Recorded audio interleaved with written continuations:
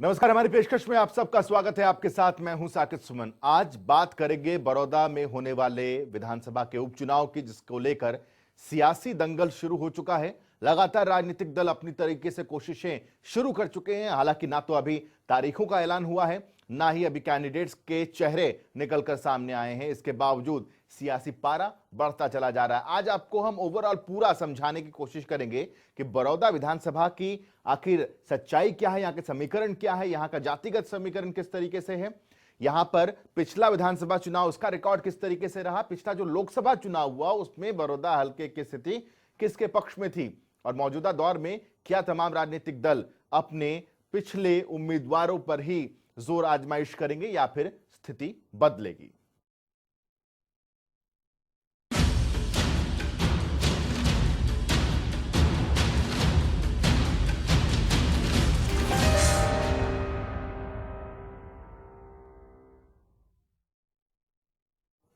बड़ौदा उपचुनाव का दंगल अभी दूर है, लेकिन सरगर्मियां काफी बढ़ गई हैं। शब्दों के तीर का दौर और राजनीतिक लोगों का शोर लगातार जारी है, लेकिन सब कुछ तय करना तो सिर्फ एक समय को है। अब इस समय का इंतजार सबको है, क्योंकि लगातार शब्दों के तीर एक दूसरे पर छोड़े जा रहे हैं, लगातार बयानबाजी हो रही है।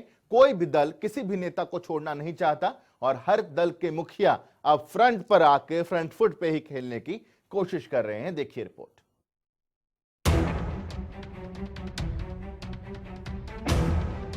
बड़ौदा का दंगल अभी दूर है, लेकिन राजनीतिक लोग राजनीति में मशहूर हैं। ये तीन तस्वीरें बड़ौदा दंगल के लिए सब कुछ बताने के लिए काफी हैं। पहले अभय चौटाला उपचुनाव के लिए सीधे सीएम, दूसरी तरफ हुड्डा भी सीएम मनोहर लाल को चैलेंज कर देते हैं। और इसके बाद फिर प्रदेश के मुखिया भी कहां शांत रहने वाले थे। सीएम मनोहर लाल ने हुड्डा पर पलटवार करते हुए पहले तो सवाल किया कि आखिर हुड्डा किस आधार पर चुनौती दे रहे हैं, क्योंकि वो तो पहले ही सोनीपत लोकसभा सीट से हार चुके हैं। जरा सुनिए पहले तीनों नेताओं की बयानबाजी। सरकार तो खड़ेगी 100%। सरकार कैसे बचेगी मुझे ये बताओ। सरकार में तो आज जो लोग सरकार को सहयोग कर रहे हैं वही लोग तो कोस रहे हैं सारा दिन। तो ये कोई जुगाड़ कभी चला थोड़े करते हैं। चुनाव का नतीजा आने दो, राम लखन कहाँ मिलेंगे देखते जाए। अगर उनको ये है कि बहुत ज्यादा विकास कर रहे हैं ये और हिस्सेदारी करते हैं, तो चुनाव तो 24 में होंगे, बड़ौदा में फैसला होने दो ना। मुख्यमंत्री जी भी लड़ लेते हैं, मैं भी लड़ लेता हूँ यहाँ से, बड़ौदा के लोग फैसला कर लेंगे। देखिए, जैसे मैंने बताया कि एक बड़ा नेता उनका जींद के अंदर वो तो मजे चक्के चला गया, और इन्होंने कहा कि मेरे सामने आके मुख्यमंत्री चुनाव लड़ लें। अब मैं इतना तो आखिर एक सिस्टम को, लोकतंत्र के सिस्टम को जानता हूँ कि एक व्यक्ति जो एक जगह से विधायक है उसको दो जगह से विधायक बनने की आवश्यकता क्या हो, दो जगह से। और मैं तो आज मुख्यमंत्री हूँ, क्या वहाँ से चुनाव लड़ने के बाद और जीतने के बाद मैं दोबारा डबल मुख्यमंत्री बन जाऊँगा क्या? डबल बनूंगा क्या? अगर इतना ही शौक इनको है तो मैं तो कहता हूँ एक लड़के इनकी भी निकल जाएगी। आ जाओ, हमारा सामान्य कार्यकर्ता इनको धूल चटाएगा। इसे बयानबाजी कह लीजिए या हवाबाजी, क्योंकि दावे तो सब करते हैं, लेकिन दावे धरातल पर किसके पक्के होते हैं और किसके सच्चे, ये सिर्फ समय बता सकता है। और अभी तो सिर्फ दावों का ही समय है। अभी जरा मुख्यमंत्री मनोहर लाल का एक और बयान सुन लीजिए, जिससे ये साफ है कि उन्हें बीजेपी की जीत पर आस नहीं, पूरा विश्वास है। और वहीं का कार्यकर्ता, हम किसी को बाहर से इधर से उधर से घुमा करके नहीं लाते हैं। जो कार्यकर्ता जहाँ का होता प्राथमिकता में रहती वहीं, इन्होंने तो वहाँ कभी खड़ा ही नहीं होने दिया। सीएम के इस बयान से उनका विश्वास नहीं, आत्मविश्वास झलकता है, क्योंकि ये कोई छोटी बात नहीं कि एक छोटा सा कार्यकर्ता भी विरोधियों को धूल चटा सकता है। खैर, दौर शब्दों के तीर का है, लेकिन वीर वही होगा जो तकदीर बदलने की क्षमता रखता हो, क्योंकि किसी ने ठीक कहा है कि मेहनत करने वालों की कभी हार नहीं होती। ये समय तो शब्दों का ही है साहब, कुछ भी कह लीजिए, लेकिन जब तीर कमान से निकलेगा तो बड़ौदा की कमान भी किसके हाथ होगी, ये सभी की मेहनत ही तय करेगी। ब्यूरो रिपोर्ट, जनता टीवी।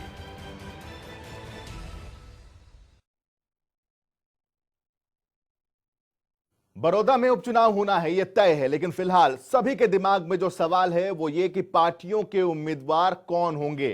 क्या पार्टियां पुरानी पत्तों पर ही दांव खेलेगी या फिर नए सैनिकों को मैदान में उतारेगी? ये समझना अपने आप में जरूरी हो जाता है, क्योंकि पिछले विधानसभा की अगर हम बात कर लें तो पिछले विधानसभा का रिकॉर्ड भी देखना बहुत ही दिलचस्प हो जाता है कि आखिर जीत मिली तो किसे मिली और कितने मार्जिन से मिली। और इस बार समीकरण इसलिए भी बदलेंगे क्योंकि पिछली बार भारतीय जनता पार्टी और जननायक जनता पार्टी अलग अलग सिरे पर खड़ी थी, इस बार दोनों साथ में हैं। साथ में होने से समीकरण कितने बदलते हैं, इस रिपोर्ट के जरिए समझिए। ये नतीजे हैं बड़ौदा विधानसभा चुनाव 2019 के, जहां कांग्रेस के श्री कृष्ण हुड्डा ने जीत हासिल की थी और बीजेपी के योगेश्वर दत्त दूसरे स्थान पर, तो तीसरे स्थान पर जेजेपी के भूपेंद्र मलिक थे। हालांकि इनेलो के प्रत्याशी जोगेंद्र की जमानत जब्त हो गई थी। अब कांग्रेस के विधायक श्री कृष्ण हुड्डा के निधन के बाद बड़ौदा में उपचुनाव होने हैं, जिसके लिए पार्टियां कमर कस चुकी हैं और सवाल सबके दिमाग में एक ही है, क्या पुराने प्रत्याशियों पर भरोसा जताएगी पार्टियां? क्या बड़ौदा उपचुनाव में दिखेंगे नए उम्मीदवार? खैर, ये तो पार्टियों पर निर्भर करता है, लेकिन बड़ौदा उपचुनाव में किसी के सामने साख बचाने की चुनौती है तो किसी के सामने पहली बार कमल खिलाने की, क्योंकि बड़ौदा में कांग्रेस के विधायक थे और बीजेपी यहां पर अभी तक एक बार भी जीत नहीं पाई है। हालांकि इस बार बीजेपी और जेजेपी के गठबंधन के साथ चुनाव लड़ने की जानकारी जरूर है। और हम तो ये कहते हैं कि बड़ौदा सीट हमने आज तक कभी जीती नहीं है, कभी नहीं जीती। और हम तो ये कहते हैं कि बड़ौदा सीट हमने आज तक कभी जीती नहीं है, कभी नहीं जीती। क्या उपचुनाव में साख बचा पाएगी कांग्रेस? क्या बड़ौदा में होगा गठबंधन का बेड़ा पार? क्या उपचुनाव में इनेलो भी दिखाएगी दम? एक तरह से अपने गढ़ में कांग्रेस के सामने साख बचाने की चुनौती है, तो नेता विपक्ष का पद होने के बाद हुड्डा के सामने जिम्मेदारी और बढ़ जाती है। और दूसरी तरफ बीजेपी के सामने भी गठबंधन के साथ बेड़ा पार करने का चैलेंज होगा, क्योंकि अभी तक बीजेपी यहां पर अपना खाता तक नहीं खोल पाई है। इतना ही नहीं, 2000 और 2005 यानी 2 बार बड़ौदा सीट पर कब्जा करने वाली इंडियन नेशनल लोकदल मानो 2019 विधानसभा चुनाव में इस सीट पर लुप्त सी हो गई। इसलिए अब इनेलो के सामने भी दम दिखाने का टारगेट होगा। हालांकि पिछले विधानसभा चुनाव में बीजेपी और जेजेपी ने अलग अलग चुनाव लड़ा था और उस समय बीजेपी के योगेश्वर दत्त को 37,726 वोट मिले थे, तो वहीं जेजेपी के भूपेंद्र मलिक को 32,480 वोट मिले थे। और अगर दोनों ही वोटों को जोड़ा जाए और हालात ऐसे ही रहे तो गठबंधन की जीत बिल्कुल तय साफ नजर आ रही है, क्योंकि इस बार बीजेपी और जेजेपी मिलकर चुनाव लड़ रहे हैं और दूसरी तरफ सरकार में होने का भी फायदा मिल सकता है। लेकिन सियासत में समीकरण कब और किस आधार पर बदल जाएं, ये कोई नहीं जानता। चेहरों पर भी चुनाव निर्भर करता है, इसलिए उम्मीदवार कौन होंगे इस फैक्टर पर भी काफी स्थितियां निर्भर करेंगी। तो सबसे जरूरी सवाल अभी यही है कि पार्टियां पुराने प्रत्याशियों पर भरोसा जताएंगी या नए पत्तों पर दांव खेला जाएगा। ब्यूरो रिपोर्ट, जनता टीवी। बड़ौदा उपचुनाव से पहले सोनीपत लोकसभा सीट का समीकरण समझना बहुत जरूरी है। 2019 लोकसभा चुनाव में सोनीपत सीट बीजेपी के खाते में गई थी, लेकिन खास बात यह है कि बड़ौदा जो हल्का है वो कांग्रेस इस पर आगे नजर आ रही थी और तस्वीर और रिजल्ट जो आए सामने वो भी ये बता रहे थे कि बेशक सोनीपत लोकसभा सीट पर बीजेपी जीत गई, लेकिन सोनीपत के अंदर आने वाले 9 हलके और उन 9 हलकों में से बड़ौदा हल्का इस पर कांग्रेस लीड ले चुकी थी। अब ऐसे में समझना बहुत ही दिलचस्प होगा कि आखिर क्या हम ओवरऑल सोनीपत के लोकसभा के नतीजों के जरिए देखें या फिर लोकसभा के अंदर हुए विधानसभा जो पड़ती हैं, खासतौर पर बड़ौदा जिस पर उपचुनाव होना है, उसमें किस पार्टी ने लीड लिया उसे समझें। यहां पर फिर से वही बात आती है कि लोकसभा में जेजेपी और बीजेपी अलग थी, लेकिन क्या अगर एक होती तो कांग्रेस इस पर लीड ले पाती? इस रिपोर्ट में देखिए।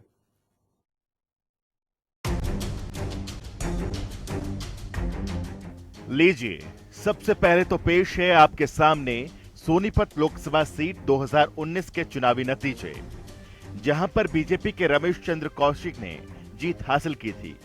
यानी दूसरे नंबर पर रहे भूपेंद्र सिंह हुड्डा को 1,64,864 वोटों से हार का मुंह देखना पड़ा था। इसके अलावा 50,904 वोटों के साथ तीसरे नंबर पर जननायक जनता पार्टी के दिग्विजय चौटाला थे, तो वहीं इंडियन नेशनल लोकदल के सुरेंद्र कुमार को कुल 9,149 वोट मिले थे। ये हमने इसलिए दिखाया क्योंकि बड़ौदा उपचुनाव से पहले सोनीपत लोकसभा सीट का समीकरण समझना भी जरूरी है। क्योंकि बड़ौदा हल्का सोनीपत लोकसभा क्षेत्र में ही आता है और 2019 लोकसभा चुनाव में सोनीपत सीट बीजेपी के खाते में गई थी। लेकिन खास बात यह है कि सोनीपत लोकसभा हलकों में से एक बड़ौदा हलके में कांग्रेस ने लीड ले लिया था। ये लीजिए सोनीपत लोकसभा सीट 2019 के परिणाम के मुताबिक बड़ौदा हलके की स्थिति समझिए।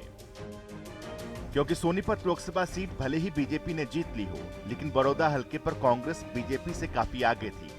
बड़ौदा हलके से कांग्रेस को 16,748 वोटों की लीड मिली थी।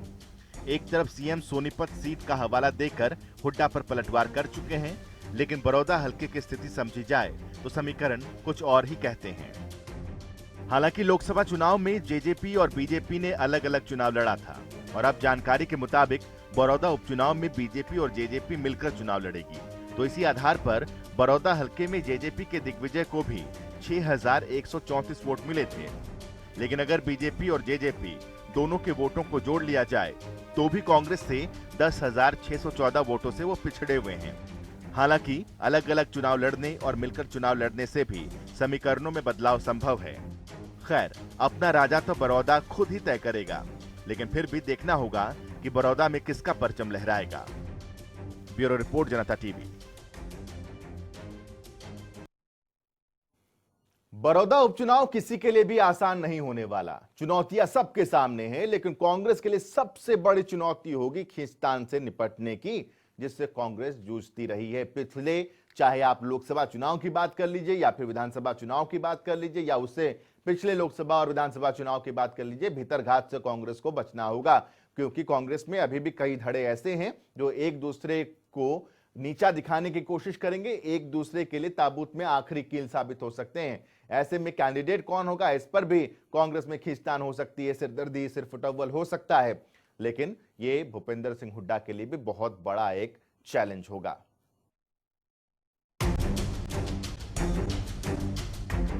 खींचतान से निपट पाएगी कांग्रेस? क्या एकजुट दिखेंगे कांग्रेस के नेता? क्या है कांग्रेस के सामने सबसे बड़ी चुनौती?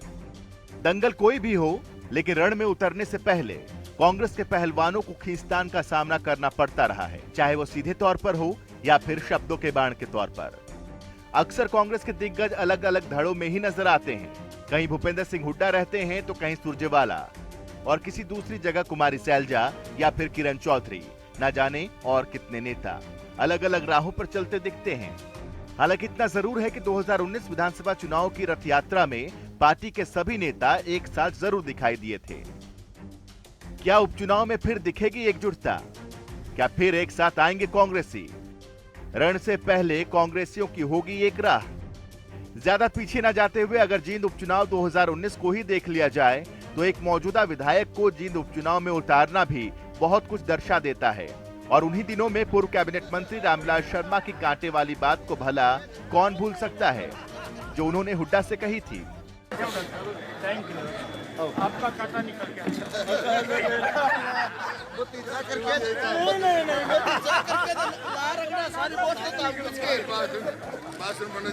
मैं तेरा कांटा जब निकला मानो जब खट्टर की छुट्टी करा दी।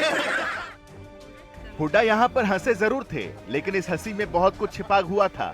और अंदाजा इससे भी लगाया जा सकता है क्योंकि दूसरी पार्टी के नेता ने भी बिना कुछ कहे सब कुछ कह दिया था। क्योंकि एक राजनेता को एक राजनेता भली भांति समझता है, तभी रामविलास शर्मा ने हुड्डा को हंसी के साथ वो बात कही जिस पर ठहाके लगे। वहां पर मौजूदा प्रदेश अध्यक्ष कुमारी सैलजा और नेता कुलदीप बिश्नोई के चेहरे पर भी एक अलग ही हंसी थी।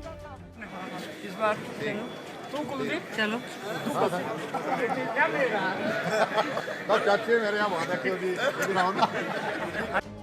खैर, समय के साथ हालात बदल जाते हैं, लेकिन कांग्रेस की खींचतान आज से नहीं काफी पहले से है। अगर पिछले ही चुनाव की बात करें तो महेंद्रगढ़ का वो मंच भला कौन भूल सकता है, जब तत्कालीन प्रदेश अध्यक्ष अशोक तंवर और भरी सभा के सामने अनिता यादव और कैप्टन अजय यादव आमने सामने हो गए थे।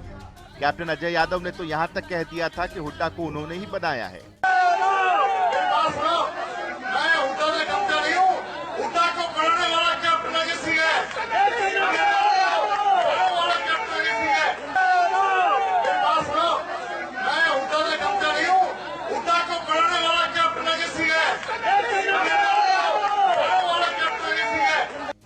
पहलू सिर्फ एक नहीं पार्टी के अलग अलग नेताओं के हैं और अब फिर से बड़ौदा में उपचुनाव है। तो ऐसे में बड़ौदा उपचुनाव में पार्टी की खींचतान का कोई असर देखने को मिल सकता है या फिर कांग्रेस एकजुट दिखाई देगी, ये तो बड़ौदा उपचुनाव के नतीजे ही बताएंगे। ब्यूरो रिपोर्ट, जनता टीवी। सियासत में कोई भी चीज परमानेंट नहीं होती, कभी के लिए नहीं होती। अब ऐसे में कांग्रेस के पूर्व प्रदेश अध्यक्ष अशोक तंवर की अगर बात करें तो अशोक तंवर की नजदीकी इंडियन नेशनल लोकदल से नजर आ रही है। हालिया दिनों में जो तस्वीरें निकलकर सामने आई, अब बड़ा सवाल सियासी गलियारों में यह है कि क्या इन दोनों की राहें अलग अलग ही रहेंगी? क्या अशोक तंवर अपने अकेले अपने रास्ते पर एकला चलो रे की नियत पर ही चलते रहेंगे, उसी नीति पर चलते रहेंगे, या फिर वो इंडियन नेशनल लोकदल का दामन थाम सकते हैं, या फिर दोनों अलग अलग चलकर बीजेपी, जेजेपी और कांग्रेस के लिए सिरदर्दी बन सकते हैं? लेकिन अगर ये साथ आते हैं और बड़ौदा उपचुनाव से पहले अगर ऐसा होता है तो समीकरण कितना बदलेगा, ये बड़ा सवाल है। देखिए इस रिपोर्ट में।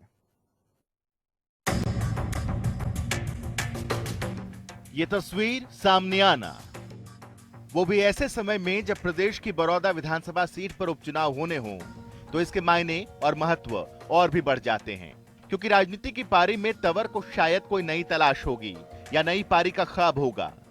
तो वहीं अभय चौटाला को भी बड़ौदा उपचुनाव के लिए पार्टी मजबूत करनी है। हालांकि दोनों नेताओं ने इस मुलाकात को महज एक शिष्टाचार मुलाकात बताया था। अब क्या मुलाकात की? हमने प्रदेश में आज जो राजनीतिक हालात है उनके ऊपर आपस में चर्चा करनी है। मान के चलो जब दो राजनीतिक लोग आपस में मिलेंगे तो वो 100% हालात के ऊपर चर्चा करेंगे प्रदेश के, देश के। आने वाले समय में हम मिलकर के प्रदेश की सरकार को मजबूत करेंगे। जरूरत पड़ी तो मिलकर के आंदोलन से इन्हें में ज्वाइन भी कर सकते हैं सर। अब सारी बात तो मैं राजेंद्र आज दिनों कैसे बता दूं। लोग हैं, लेकिन उससे पहले हम सब की प्राथमिकता देश है, प्रदेश है, समाज है, गरीब किसान मजदूर है, देश के आर्थिक हालात हैं, और इन सब मुद्दों के ऊपर हमने चर्चा करी। बाकी तो ये ठीक बात है कि देश में भी प्रदेश में भी लोग विकल्प की तलाश में हैं, क्योंकि सरकार में बैठे हुए लोग वो सरकार नहीं चला पा रहे, विपक्ष वाले विपक्ष की भूमिका नहीं निभा पा रहे, जो विपक्ष है वो सरकार की गोदी में खेल रही है। तो सब हाल जो है बेहाल है देश का भी और प्रदेश का भी। ऐसे में सारे मुद्दों को लेकर के हमने चर्चा करी है। दोनों नेताओं की मुलाकात के बाद राजनीतिक सरगर्मियों में तेजी देखी जा रही है। गलियारों में चर्चाएं हैं और अलग अलग मायने भी चरम पर हैं। क्या मिलकर उपचुनाव लड़ेंगे अभय चौटाला और तंवर? क्या दूसरी पार्टियों की मुश्किलें बढ़ाएंगे अशोक तंवर और अभय चौटाला? हालांकि तंवर के इनेलो में शामिल होने को लेकर जब अभय चौटाला से सवाल किया गया तो उन्होंने क्या कहा, आप खुद सुन लीजिए। भी कर सकते हैं सर। अब सारी बात तो मैं राजेंद्र आज दिनों कैसे बता दूं। भी कर सकते हैं सर। अब सारी बात तो मैं राजेंद्र आज दिनों कैसे बता दूं। तस्वीरों में सोशल डिस्टेंसिंग के साथ बैठे प्रदेश के दो राजनेताओं की अगर राजनीति में डिस्टेंसिंग कम हुई और अगर ये साथ आए तो दूसरी पार्टियों के लिए मुश्किलें बढ़ सकती हैं। इतना ही नहीं, अगर अलग अलग रहते हुए बड़ौदा उपचुनाव में कूदे तो भी समीकरण बिगाड़ने की संभावनाएं बन जाती हैं। इसके बाद बीजेपी, जेजेपी और कांग्रेस की परेशानियों को पर लग जाएंगे। इतना ही नहीं, तंवर को लेकर दुष्यंत चौटाला के बयान से भी काफी कयास लगाए जा रहे हैं, क्योंकि विधानसभा चुनाव 2019 में कांग्रेस छोड़ने के बाद अशोक तंवर काफी बार दुष्यंत चौटाला के साथ प्रचार करते नजर आए थे। अशोक तंवर की चर्चा है कि इनेलो में शामिल हो सकते हैं। हालांकि चुनाव में आपकी प्रचार भी खूब राजनीतिक आदमी का स्वयं खुद का निर्णय आता है, और मैं तो उनका आभारी हूं कि उस संघर्ष की लड़ाई में उनने कंधे से कंधा मिलाकर साथ दिया, और मेरे साथ एक नहीं 11 अलग अलग जगह जाकर उनने प्रचार किया, और मैं तो उनको शुभकामनाएं देता हूं आने वाले भविष्य में। राजनीतिक तौर पर उनने मेहनत भी इतिहास में करी। अब वो निर्णय क्या लेंगे, वो सही होगा गलत होगा तो आने वाला भविष्य में। हमारे दरवाजे सबके लिए खुले हैं, एक व्यक्ति को छोड़। तंवर को बेहतरीन नेता बताकर और उन्हीं पर उनका फैसला छोड़ देना, साथ ही एक नेता को छोड़कर किसी के लिए भी पार्टी के दरवाजे खुले रहने का बयान देकर उन्होंने काफी संकेत दे दिए, लेकिन अभी तक कुछ तय नहीं हुआ है, जिससे बड़ौदा उपचुनाव में होने वाले नफा और नुकसान के कयास ही लगाए जा सकते हैं। ब्यूरो रिपोर्ट, जनता टीवी। बड़ौदा में होने वाला उपचुनाव भारतीय जनता पार्टी और जननायक जनता पार्टी की गठबंधन की सरकार के लिए बहुत बड़ा एक लिटमस टेस्ट होने जा रहा है। दरअसल प्रदेश में इस गठबंधन की सरकार को बने हुए तकरीबन 9 महीने हो चुके हैं और इन 9 महीनों का एक लेखा जोखा भी जनता आंकने वाली है। 9 महीने का कार्यकाल किस तरीके से रहा है इस गठबंधन की सरकार का, इस पर भी कहीं ना कहीं फैसला होने वाला है। तो ऐसे में ये मौजूदा सरकार की साख का भी सवाल है कि बड़ौदा उपचुनाव में नतीजे किसके पक्ष में आते हैं। दूसरी तरफ ये भारतीय जनता पार्टी और जेजेपी से ज्यादा जरूरी कांग्रेस के लिए और भूपेंद्र सिंह हुड्डा के लिए भी हो जाता है कि वो किसी भी सूरत में, चूंकि यहां से विधायक कांग्रेस के ही थे तो ये सीट कांग्रेस के ही खाते में थी, जो वहां से विधायक की मौत के बाद अब खाली हो गया। तो अब ऐसे में कांग्रेस ही चाहेगी कि उन्हीं का उम्मीदवार जीत करके सामने आए, जबकि बीजेपी और जेजेपी को जनता को यह बताना होगा कि उनके 9 महीने का कार्यकाल, जिसमें कोरोना का भी दौर है, उसके बावजूद लोगों का प्यार उन्हें मिल रहा है। देखिए इस रिपोर्ट में। 21 अक्टूबर 2019 को हरियाणा में विधानसभा चुनाव के लिए वोटिंग होती है और 23 अक्टूबर 2019 को नतीजे आते हैं। सरकार बनती है बीजेपी और जेजेपी की। अब जब सरकार को 9 महीने बीत चुके तो बड़ौदा से कांग्रेस विधायक श्री कृष्ण हुड्डा के निधन पर उपचुनाव का दौर आ गया है। ऐसे में ये उपचुनाव काफी अहम हो जाता है, क्योंकि अब ये उपचुनाव किसी पार्टी के बीच नहीं, शायद विपक्ष और सरकार के बीच में होगा। समीकरणों के मुताबिक मुकाबला गठबंधन सरकार और कांग्रेस यानी विपक्ष के बीच देखने को मिल सकता है। सत्ता के नाम पर होगा बड़ौदा उपचुनाव। क्या सरकार के काम पर लगेगी मुहर? 9 महीने बाद सरकार की पहली परीक्षा। 9 महीने के दौर में सरकार को कई उतार चढ़ाव का सामना करना पड़ा, जिसमें से सबसे ज्यादा बुरा दौर कोरोना के चलते हुआ, जिसमें 2 महीने तक पूरा हिंदुस्तान और प्रदेश लॉकडाउन रहा। इतना ही नहीं, अगर थोड़ा सा गौर करें तो 9 महीने के अंदर गठबंधन सरकार कॉमन मिनिमम प्रोग्राम तक नहीं बना पाई और तो और कई तरह के विरोध का भी सामना करना पड़ा। अगर प्रदेश के ताजा हालातों को देखा जाए तो बर्खास्त पीटीआई शिक्षकों का भी प्रदर्शन सरकार को झेलना पड़ सकता है। तो ऐसे में देखना होगा कि क्या इन सब फैक्टर्स का बड़ौदा उपचुनाव पर कोई खास असर पड़ता है या नहीं, क्योंकि बड़ौदा उपचुनाव को लेकर सीएम खुद एक बयान दे चुके हैं। देखिए वो हुड्डा क्या कहेगा क्या नहीं कहेगा, वो तो वहां के लोगों से हम बात करेंगे, जैसे करेंगे वैसे करेंगे। आखिर राजनीति उनको करनी आती, हमको करनी नहीं आती क्या? वो ये कहते हैं कि हमने सरकार गिरा देनी है और हुड्डा जैसे बड़ौदा सीट जीतेगी, सरकार खत्म हो जाएगी, भंग हो जाएगी, ये हो जाएगा, वो हो जाएगा। हम ये कहते हैं कि भाई जब जनरल इलेक्शन होते हैं, जनरल इलेक्शन में हर कोई कहता है ना हम सरकार बनाएंगे, हम सरकार बनाएंगे, कहते हैं ना, तभी लोगों से वोट मांगते हैं। अब ये कहने की जरूरत है क्या? अब हम क्या कहेंगे कि सरकार तो हमारी है, आप सरकार हमारी है इसलिए आप सरकार के साथ शामिल हो जाओ, क्यों नहीं कहेंगे? इस कहने में क्या पाप है? अगर आप कहीं और वोट डालोगे तो आप विपक्ष में बैठोगे। ये तो कोई इसमें गणित नहीं है, ये एक स्पष्ट, जिसको कहना चाहिए एक स्पष्ट वक्तव्य है। इसमें किसी को बहकाने की, किसी को बताने की, किसी को और बात रखने, और सब समझदार हैं। हुड्डा समझदार है ऐसे नहीं है, वहां का वोटर समझदार है, उसको पता कि हमने वोट कहाँ डालना है।